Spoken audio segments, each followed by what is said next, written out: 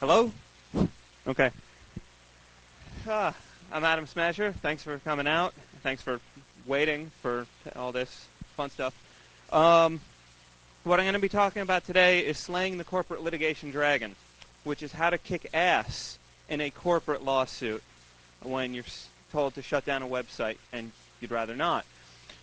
And there's probably a lot of stories about people who wind up in my position and wind up, for whatever reasons, being forced into folding. And they always seem to get a full room. They always seem to have a packed house.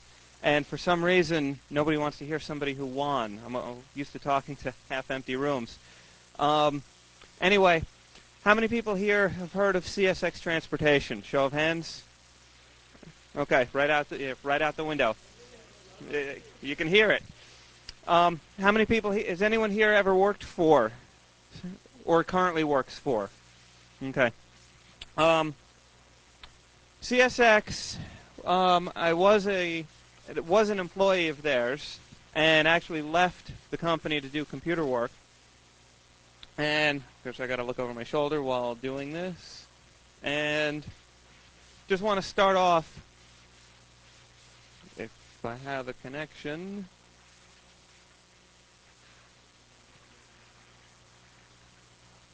Okay, this is how not to do a presentation with a borrowed laptop on a non-existent network. Okay. Yeah, somebody's idea to rely on a wireless network. Okay. Anyway, I am not a lawyer. This is not legal advice. That's my disclaimer.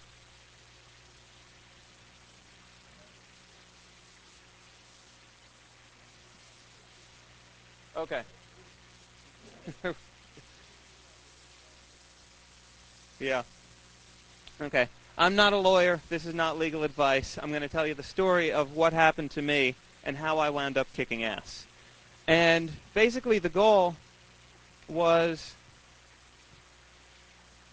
to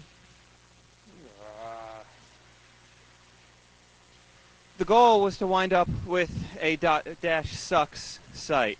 Now, of course, CSX being a Fortune 500 company, they tend to not like it when you add a -sucks after their name, a -sucks.com after their name.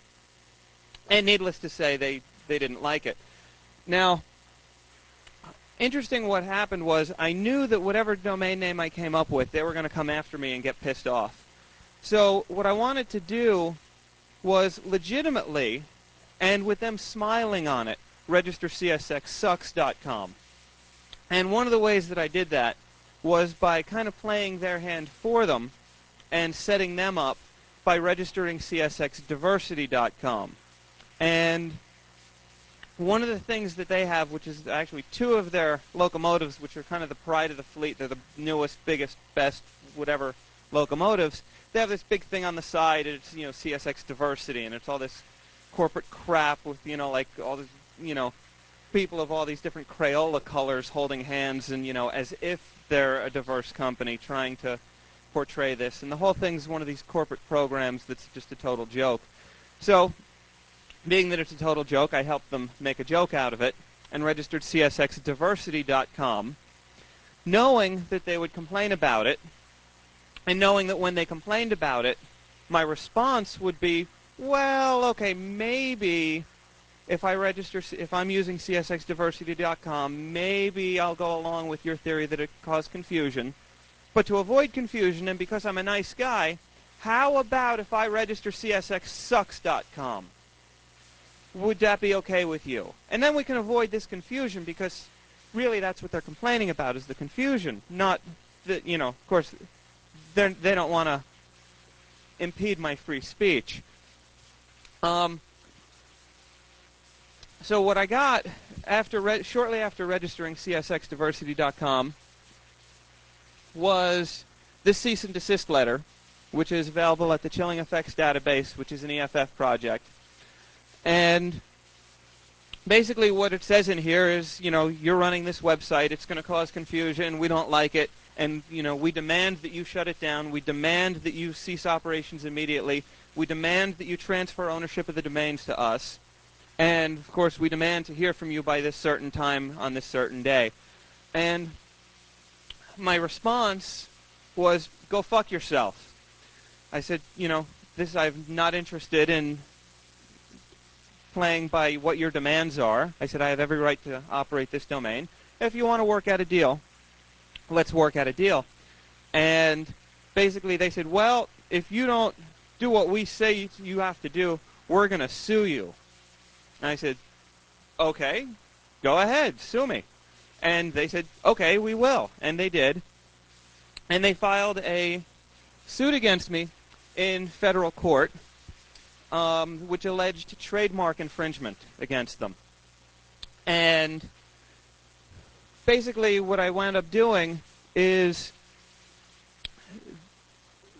I looked over how they wrote up the complaint against me, and it was kind of ridiculous.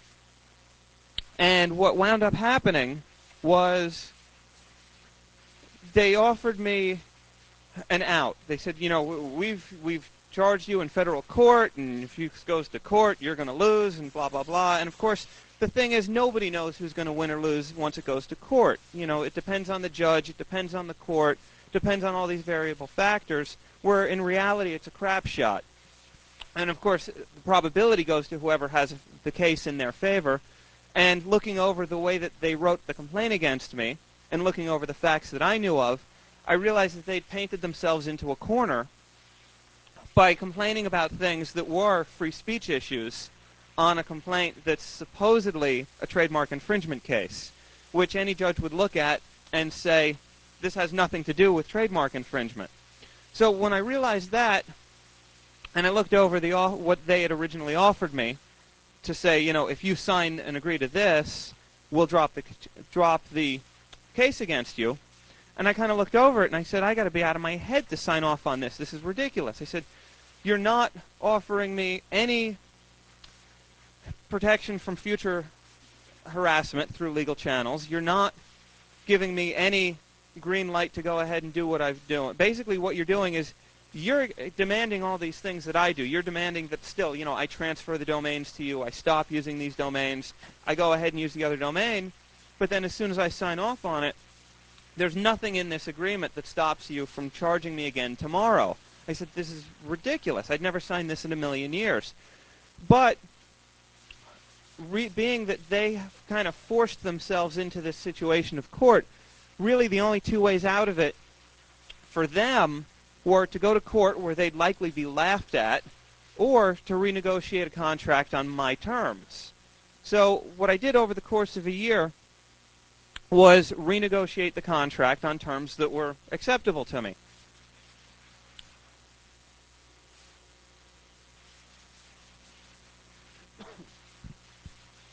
And hopefully we'll get to look at the contracts. This is publicly available. The website is currently up and running at csx-sucks.com. Yeah, right now it's available at csxsucks.com/pn8. Okay. So what I'm going to do here is just go over some of the bullet points on the agreement that I guess you can't read from where you're at. Okay. Now in the original agreement, they said, and of course I don't have a screen in front of me, so I'm going to have to turn around and read this. The original agreement that they had proposed, paragraph 2C, it says, Smasher does not hereby reserve any rights to use the CSX diversity domain name for any purpose whatsoever. Okay. That kind of concerned me because what I was thinking was, I've already got somewhat of an audience coming to csxdiversity.com, and if I completely throw it out, and I'm not allowed to use it at all, then how could people find it once I start switching everything to CSX Sucks? So what I managed to get added to the final draft of the agreement, which is what we signed off on, it says, added in, except that these domain names may be used next to the hit counter on the csxsucks.com website to state this includes hits to the site's previous location, csxdiversity.com. The reason that was important to me is so by having that text appear on the home page, you can now Google for csxdiversity.com, and who comes up? Okay? Something that they didn't think too far ahead about. Paragraph 2F of the original agreement that they had proposed, there was, of course I don't have the agreements in front of me. Okay, basically what they were saying was that I have to do all this stuff, and they're not really going to do anything for me. So of course, you know, part of a contract means that I do something for you, you do something for me. Otherwise, what's the point if we're not both getting something out of this deal? So what I had added into the final draft of the agreement, it says, CSX agrees not to take or cause any action that would impair or interfere with Smasher's ownership, registration, or maintenance of the csxsucks.com or publication of the website content. And that might seem like something that would be important to have in an original draft, but it wasn't there. So I managed to get that added in, and that was very important to make sure that they don't sue me the day after I sign off on the contract. That they don't sue me for, you know, running csxsucks.com.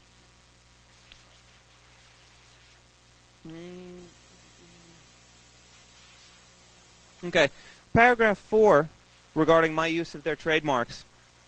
Originally what they proposed was Smasher shall not use any of CSX's trademarks, trade names, and service marks. And of course, Fortune 500 company, they own a good handful of trademarks. And what I managed to add to that, so what it read in the final version of the contract, was Smasher shall not use any of CSX's trademarks, trade names, and service marks, except the following CSX trademarks, which may be used: CSX, CSXT, CSX Technology, CSX Transportation, and CSX Corporation. Did I miss any? That's the bulk of them. That's the ones that I'm interested in. So they said, by the final version of the agreement, they said, go ahead, you can use those. So you can't use any, except for the ones that we're explicitly listing here, which are all the ones that I'd want to use anyway. Paragraph 5 of the original agreement said, the CSX logo shall be altered in design and appearance to be substantially similar to the logo annexed here to in Exhibit D. Now, which seems reasonable, but artistically it's just very limiting to say that what I'm using as a logo on the home page has to be significantly similar to anything. That means that any artistic change I make, they could challenge by saying, well, it's not artistically, it's not significantly similar to what we have attached as Exhibit D. So what I managed to get that changed to is Smasher will display a CSX Sucks logo on the csxsucks.com website that does not infringe on CSX's trademark, such as a logo annexed here to in Exhibit D. So we've changed it from meaning that I have to use something that's significantly similar to this particular logo to something that's not their logo. And also, the wording of this, it says Smasher will display a CSX Sucks logo on the home page. I'm contractually obligated to display a CSX Sucks logo on my home page, which I think is kind of interesting. This is one of the things that kind of made the site, made their case against me kind of weak in terms of whether or not it was really a trademark case they were concerned about or whether it was really a free speech case they were concerned about. Chapter 6, because I've got some pictures on the site, Ku Klux Klan guys, and kind of some references to CSX management. So they didn't like that too much. So it says that, let's see, the original draft of the contract, the agreement, says, the photographs of the chain gang and the Ku Klux Klan shall be eliminated from the website. Smasher shall not use such photographs or similar images on the csxsucks.com website, nor in any other way with direct or indirect reference to CSX. And of course, I didn't want my free speech impeded upon in any way, shape, or form. So in the final version of the agreement, that paragraph was gone.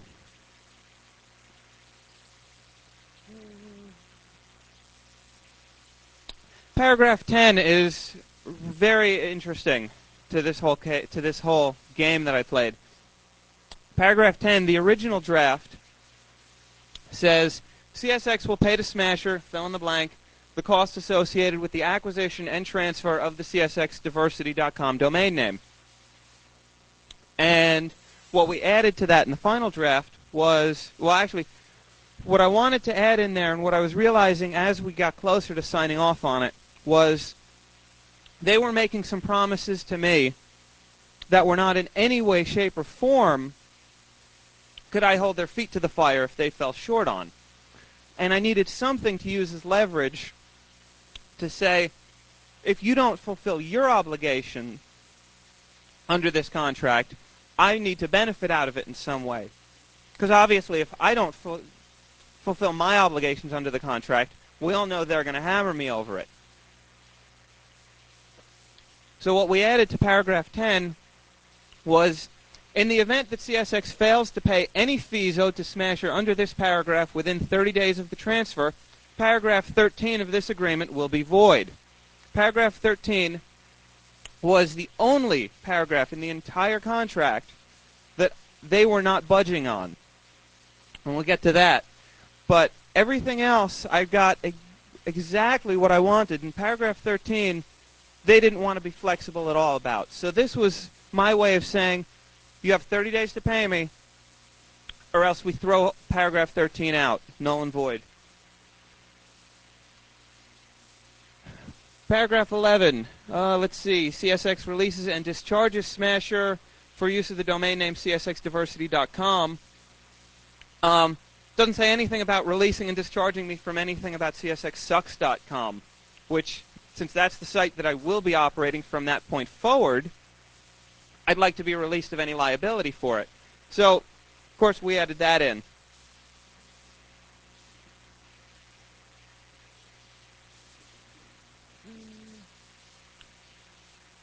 Paragraph 13. This is amazing. Okay, there's actually nothing amazing about paragraph 13, particularly. None of the parties hereto shall directly or indirectly inform or issue any oral or written statement to the press or on a website concerning the conduct of the parties with respect to the matters mentioned in this agreement, or any terms of this agreement, without the prior written approval of all parties hereto. And what that is, essentially, is that's a shut the hell up clause. That's a non-disclosure clause, meaning that we're all signing off on it, but none of us are at liberty to acknowledge to anyone that we've signed off on it. We're not even at liberty to acknowledge that there is an agreement. We're not at liberty to confirm or deny any aspect of the agreement, let alone the agreement's existence. And of course, since my job as the webmaster of CSXSucks.com is to make them look stupid, my job is to make sure that the agreement is publicly known. And the way to do that is to get this paragraph voided. And of course, that was written in up a few paragraphs up, paragraph 10. And we'll get to this a little bit later on. Let me just go through the rest of this. Actually, that's the bulk of the contract. And that pretty much highlights the differences between what they had originally asked for when they said, here, sign this and we'll get off your back, and what they signed, what we all signed off on actually a year later, which was kind of me saying, you sign here and I'll get off your back.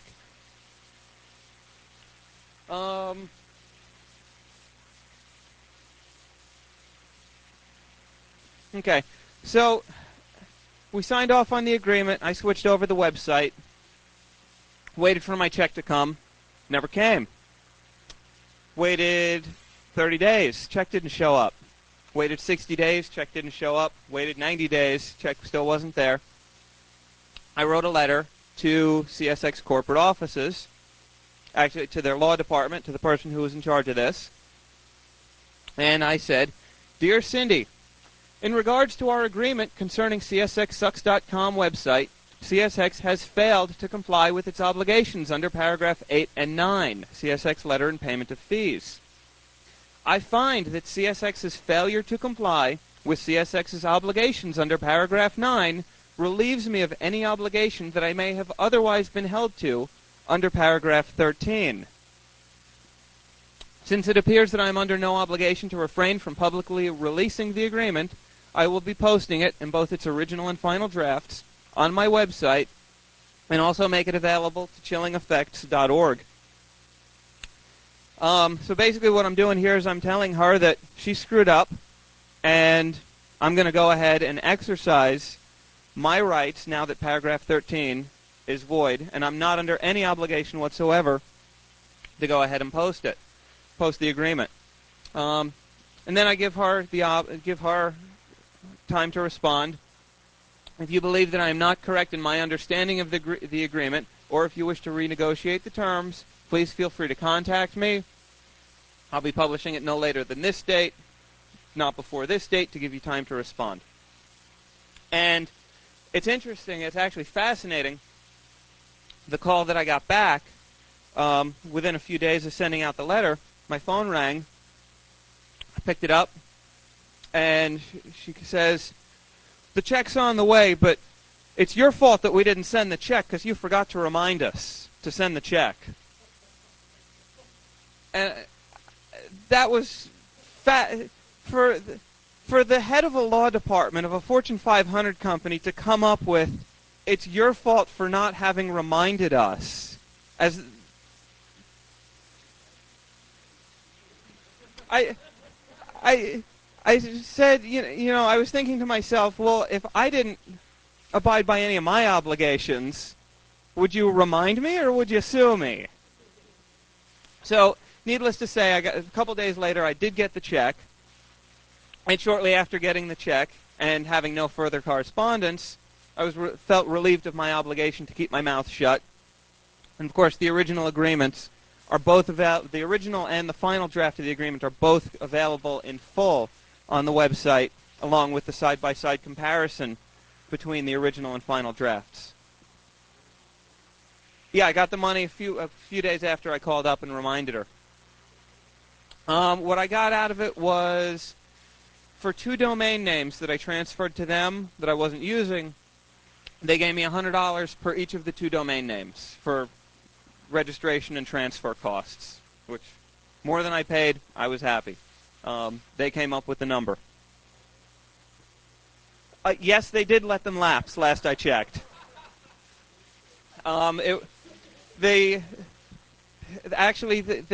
took control of the 2 domain names days before, days before, days after, I forget, but within days of expiration, renewed them for 1 year, and last I checked, they were publicly available. That's csxdiversity.com. Yep.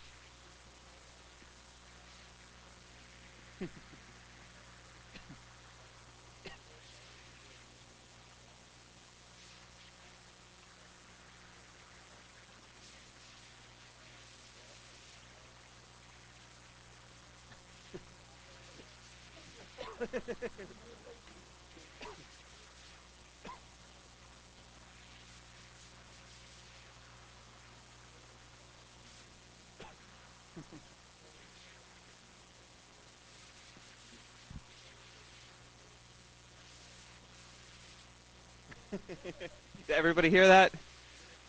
So this is their own website they forgot to renew.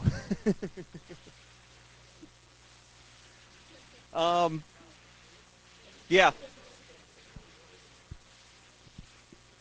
But of course they fired the guy who renewed it for 10 years. So who's going to know to renew it when it's up?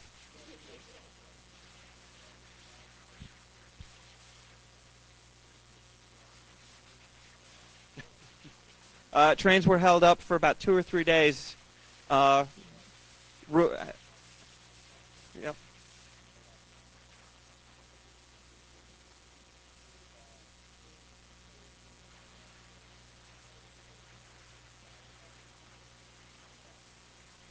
Yeah, this is not a company that's...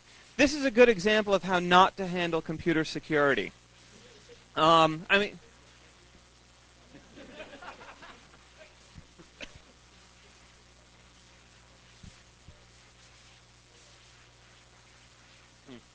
and of course, even if they did go ahead and register, preventatively register and just sit on csxsucks.com, I mean, there's csxreallysucks.com. There's csxeatspoo.com. There's how many different variations can you think of, and can you register all of them?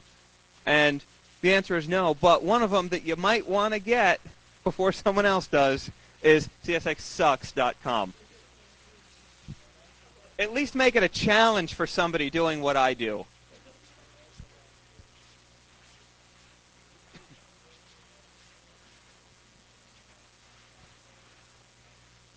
Yeah, this is a Fortune 500 company that doesn't want to spend money to register a domain name versus me, 90 cents short of $1, and I can't even keep track of how many domain names I have. Just in case anyone thinks that CSX isn't too big a company and maybe maybe this is something that, just some little thing I pulled. Just want to highlight some of CSX's connections. CSX sold their shipping lines. Did anybody here heard of the Carlyle Group? Okay. For anyone who hasn't heard of them, these guys kind of make Halliburton look like the Girl Scouts. And what they did was, for about $300 million, CSX sold off its shipping lines to Carlyle Group. And about a year later, Carlyle Group turned around and they sold the same shipping lines 1 year later for $650 million. For about $350 million profit. A little over 100% profit in the course of a year, which is generally considered not too bad for an investment. And about the time that happened, the former president and CEO of the company, John Snow, got a little promotion. And how many places can you get promoted when you're the president and CEO of a Fortune 500 company? He was named Secretary of the Treasury of the United States by good old W. So this is a company with a lot of big connections. This is somebody that if they wanted to put a bullet behind my ear, they could, and they didn't. They were playing by the rules, however poorly, but they were playing by the rules. And if I could do this with a company that's this well connected, anyone in here can do it.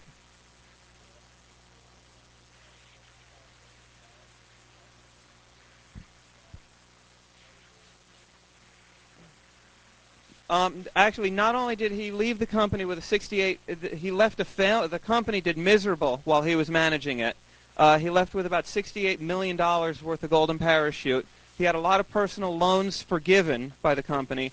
And one of the conditions of being appointed Treasury of the Secretary was that he was supposed to basically relieve himself of certain types of investments, of which his stock in the company was one, which he still owns.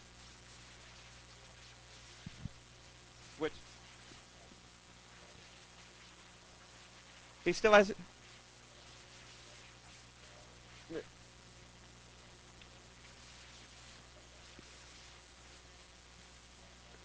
He also has unlimited free trips on the company jet whenever he wants.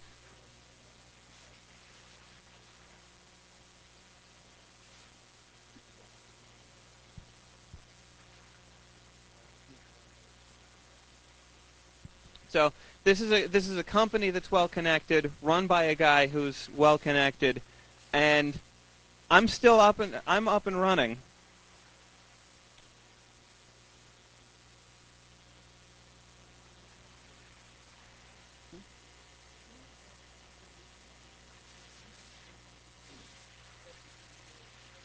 Yeah.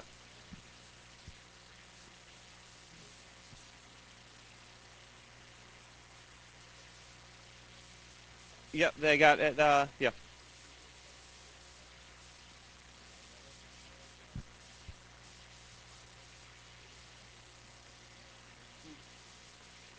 Yes. The whole thing about railroads being, infrastructure to the nation, they're eligible for certain money, to protect the infrastructure under Homeland Security. And of course, as soon as Jon Snow moved into the White House, they started getting quite a bit more money.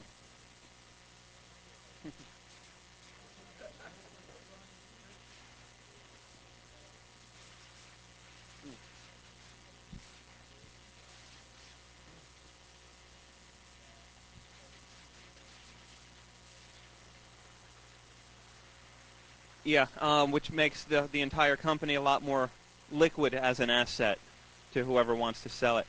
Um, let's see, I got just a couple of minutes left if anyone has any questions about the site or my legal wranglings and getting it up and running and keeping it up and running. Any questions?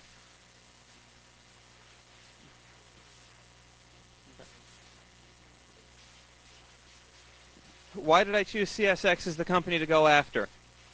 I chose CSX as one of the companies to go after, and the company that I went after most aggressively. There's one other Fortune 500 company that I've got a -sucks.com site on that I haven't heard. I was somewhat surprised that I never heard any complaints about. But CSX, I was formerly an employee, and I got to see firsthand how they treat their employees, similar to the way a baby treats diapers. And what I did here is the site is mostly set up. The bulk of the site is actually a blog where employees can post the conditions that they work under and how the company treats them. And I think this is kind of important information that should be publicly available, which wasn't. It was definitely something that wasn't available when I was working there. We just bitched and moaned to each other. And this kind of gives people a place to vent, a place to talk about the problems, and also the stockholders get to see it.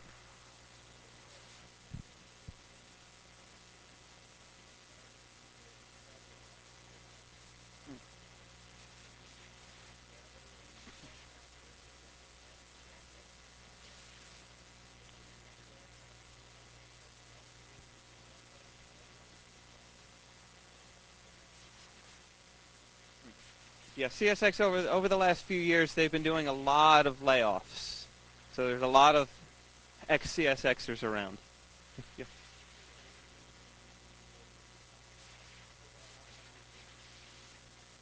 Okay, how long did it take me and how much did it cost over the year or so that I spent working out the contract? Um, let's see. It took about a year. I think it was a little over a year from the time that I got the cease and desist letter to the time that we signed off on the contract and implemented everything, except for my check for $200. And during that time, as soon as I got this, as soon as I got the cease and desist letter, I called up EFF, which if anyone in here is in any problem with any website, anything on the web, your first phone call needs to be the EFF, and you have to take a copy of your cease and desist letter and make sure a copy goes to chillingeffects.org. CSX hooked me up with a company, with a law firm that provided pro bono representation for me. So I had to pay for some costs. And these guys were, this is like, I think I'm not sure about now, but at the time I think they were Yahoo's primary law firm. And I think their billing rate was somewhere around $350 an hour. And of course they spent a lot of time and work on this. My total out of pocket cost was in the ballpark of $400, of which half of it was returned when I got the check. The total legal bill for this, had I been not represented with the help of EFF, would have been well into 5, if not 6 digits. So yeah, definitely EFF is a worthy cause for.